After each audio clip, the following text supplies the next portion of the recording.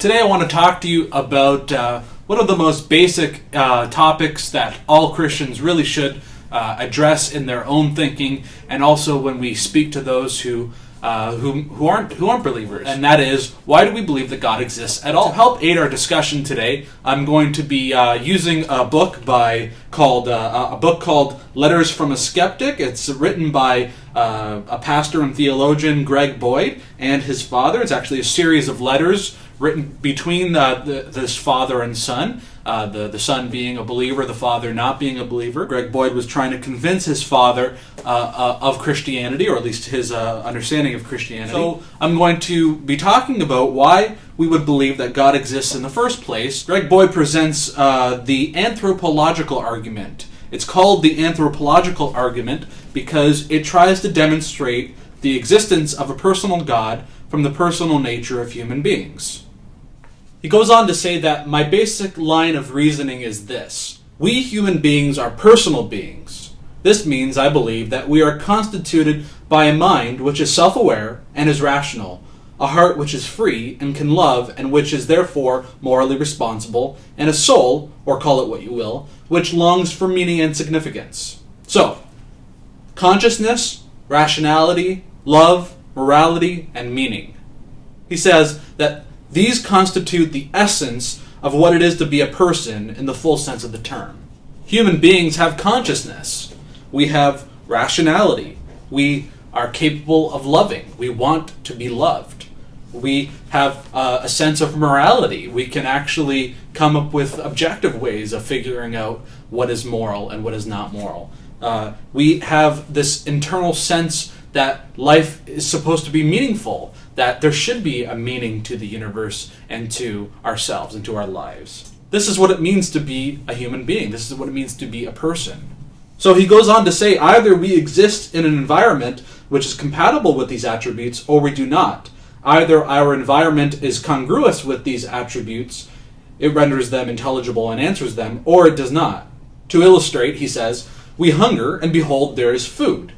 We thirst, and behold, there is water. We have sex drives, and behold, there is sex. Our environment, then, is congruous with our nature, with our natural hunger, thirst, and sex drive. And given the kind of world we live in, we can understand why we hunger, thirst, and have sex drives. Our cosmic environment answers our natural drives, and thereby makes sense of them.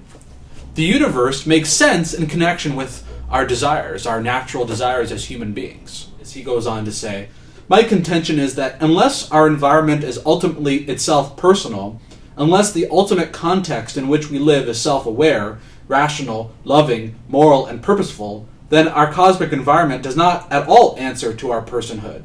In other words, unless there is a personal God who is the ultimate reality within which we exist, then we humans can only be viewed as absurd, tortured freaks of nature. For everything that is essential to us is utterly out of place in the universe. How could brute nature itself evolve something so out of sync with itself? So, for example, we humans instinctively assume that reality should be rational, and that reasoning gets us closer to truth. But in the end, nature is irrational. There is no overarching mind to it.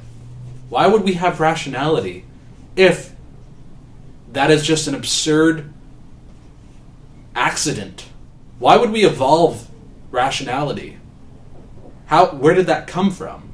He said, we humans instinctively assume that love is a reality, that it is the only ideal worth living for and dying for.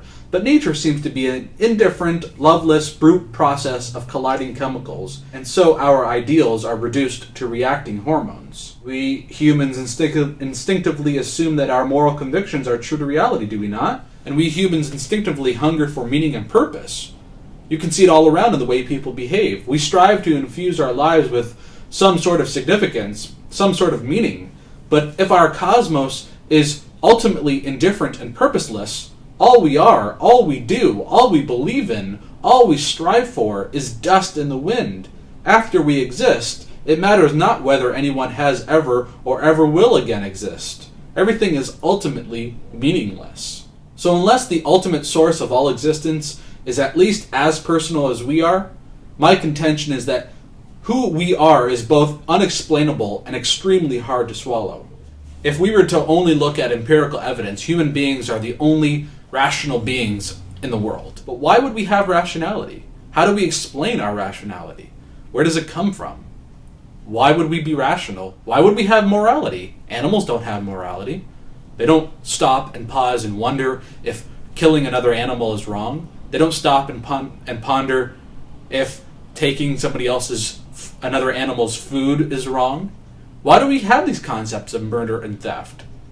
Sure, we can just reason to ourselves and say, well, I don't want to be murdered. I don't want to be stolen from. So we can universalize that and say that no one should murder and no one should steal. But how did we even come to the point where we figured out that we can have the rationality to figure that out? And ultimately, without meaning, without a purpose to life, why bother with morality?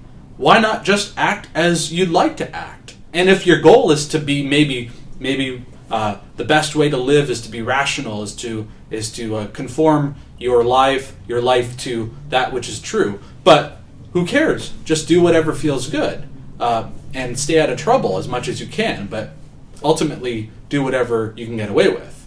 The point is that without the idea of God, of an ultimate personal being, there is no real great explanation for why human beings have rationality, for where morality originated from, or why we even developed the sense to have morality, and there really is no purpose or meaning to life. So the anthropological argument does not prove with 100% certainty that God exists, but it does help us to understand why, as believers, we would believe God exists, from a purely philosophical perspective.